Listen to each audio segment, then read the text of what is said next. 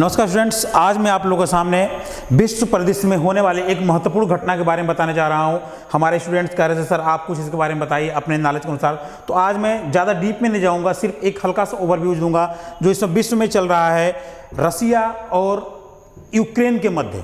यह क्या है? यह लड़ाई है कि यह एक ग्लोबल जो विश्व में गुटबाजी चल रही है उसका एक प्रमुख अंश है? आखिर है क्या, इसके बारे में आपको बताऊंगा। सबसे पहले मैं बता दूं कि जो रसिया है, रूस है, रूस के राष्ट्रपति व्लादिमीर पुतिन और जो यूक्रेन के राष्ट्रपति का फोटो देख रहे हैं व्लादिमीर जेलेंस्की, ये दोनों शख्स हैं जो कि इस समय वर्ल्ड में सबसे नंबर 1 पे चल रहे हैं इस समय की सर्चिंग में। व्लादिमीर जेलेंस्की और व्लादिमीर पुतिन। व्लादिमीर जेलेंस्की जैसे आप फोटो में देख रहे हैं, ये यूक्रेन के राष्ट्रपति हैं। यह एक पहले कम लोग जानते हैं, ये यूक्रेन के कलाकार भी रह चुके हैं, हास्य कलाकार रह चुके हैं। और इनकी काफ़ी ऐसा नहीं, पहले इनका रूस से काफ़ी एक फैमिली रिलेशन भी था, लेकिन आज कुछ ऐसा हुआ है कि इन लोगों के बीच में ऐसे आए। इसके पीछे क्या है मैं आपको बताना चाहूँगा, थोड़ा सा डीप में जाऊँगा मैं। आखिर ये है क्या? ये देखिए, आप देख रहे हैं इतना बड़ा, ये पूरा येलो कलर का, पूरा ये ऑरेंज कलर में रसिया है। इतने बड़े रसिया के सामने एक छोटा सा देश यूक्रेन की क्या मजाल है? आप देखिए इस मैप में ज़्यादा क्लियर आएगा। ये पूरा रसिया है, ये छोटा सा यूक्रेन है। और मैं यहाँ पर दिखाना चाहूँगा एक क्रीमिया, इसको 2014 में ही रूस ने अपने कब्जे में ले लिया था। और अभी जो लड़ाई चल रही है रसिया और यूक्रेन की, इस क्षेत्र को लेकर चल रही है। ये जो आप लाल कलर के क्षेत्र देख रहे हैं, यहाँ पर ये रसिया के कंट्रोल में है और यहाँ पे लड़ाई चल रही है। ये सब जो लाल कलर के क्षेत्र हैं ये पूरे रसिया के कंट्रोल में है, यानी कि यूक्रेन के चारों तरफ रसिया एक तरस कर रहा है। आखिर क्या रीज़न है यूक्रेन का रसिया के ऊपर ऐसे दबाव बनाने का?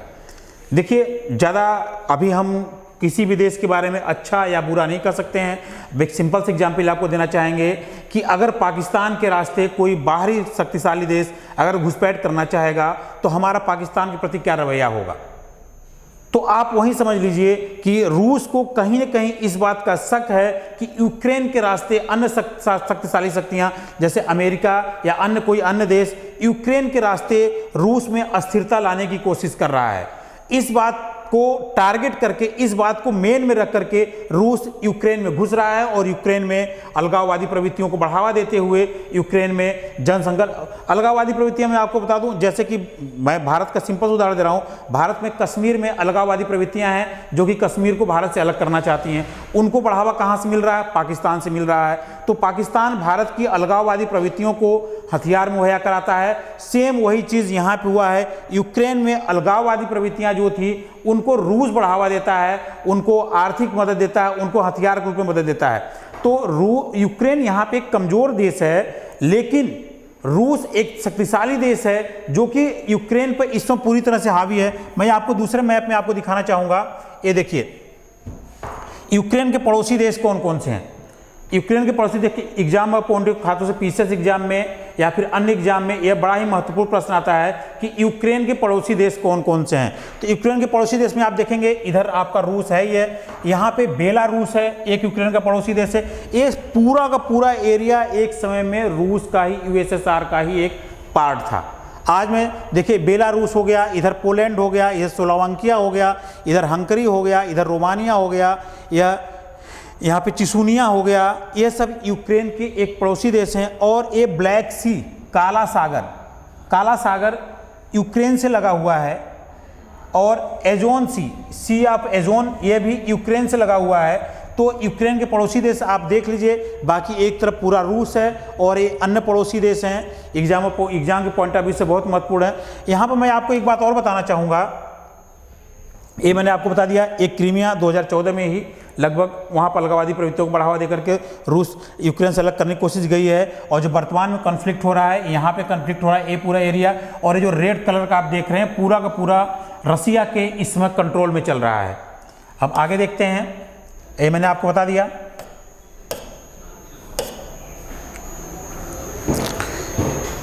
यहाँ पे इन दो नए देशों को यहाँ पे रूस बढ़ावा दे रहा है, अलगाववादी प्रवृत्तियों को बढ़ावा देकर के दो नए देशों को ईजाद करने की कोशिश कर रहा है। इस अपने साजिश में कितना कामयाब हो जाता है, मैं यहाँ पर थोड़ा सा यूक्रेन का अन्य देशों से संबंध में बता दूं। यूक्रेन के बारे में कुछ स्टूडेंट ने कहा कि सर भारत की इस पर क्या राय होनी चाहिए। तो मैं आपको बता दूं, यूक्रेन का भारत के साथ जो संबंध है वह रसिया की अपेक्षा अच्छा नहीं है। यूएसएसआर के समय से ही भारत और रसिया के संबंध बहुत अच्छे आ रहे हैं, आज भी भारत और रूस के संबंध अच्छे हैं, लेकिन यूक्रेन के संबंध भारत से उतने अच्छे नहीं हैं। हालांकि तनावपूर्ण भी नहीं कह सकते हैं, लेकिन जब विश्व मंच पे कभी भारत के वोटिंग की बात होती है तो यूक्रेन ने भारत का पक्ष कभी भी नहीं लिया है। कहा जाता है कि जब P5 देशों की संख्या बढ़ाई जा रही थी, मतलब ऐसे कई मौके हैं जहां पर यूक्रेन के वोट से भारत के पक्ष में बात बन सकती थी, लेकिन यूक्रेन ने भारत के विपक्ष में वोट दिया है, जिससे भारत और यूक्रेन के संबंध बहुत ज़्यादा अच्छे भी नहीं हैं और तनावपूर्ण भी नहीं है। लेकिन इस ग्लोबल इकोनॉमिक दौर में कोई देश किसी का दुश्मन नहीं है, जहाँ पर जिसको आर्थिक फायदा हो रहा है वहाँ उसके साथ जुड़ा हुआ है।